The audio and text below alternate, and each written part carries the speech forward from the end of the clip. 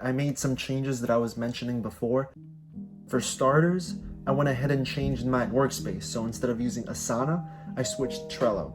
And the reason being is because it was just a lot more efficient.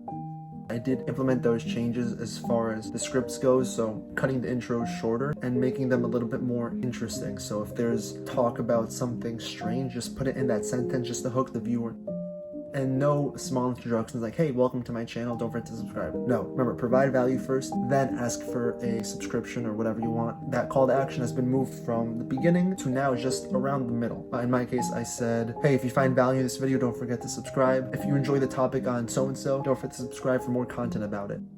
The other thing I changed was the outro. So instead of it being like, hey, anyway, thanks for watching so much. If you enjoy this video, subscribe or whatever, I changed the outro to nothing. So now it ends abruptly. And I just want to test it out to see if retention gets higher because of this. I'll be testing out in the next 5 to 10 videos or so. So basically from video 70 to video 80, it's going to be a lot. I want to mention, I don't have 70 videos posted for that channel. I actually have around 61, 62-ish at this point. But scriptwriters vary ahead, so that's why there's this huge gap. It takes her a day to write a script.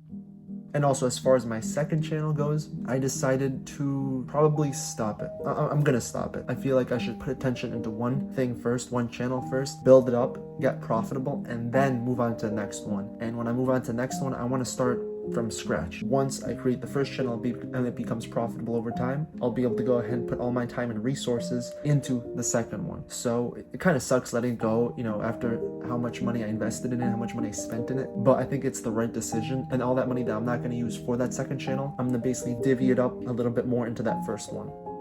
I want to go ahead and pump up production. So instead of it being 4 videos a week, I want to go up to 5, maybe even 6. So as long as these changes help retention, that's my goal. As well as bring on one of my video editors from that second channel onto the first if he wants to. Otherwise, I do have my old video editor that he did leave temporarily,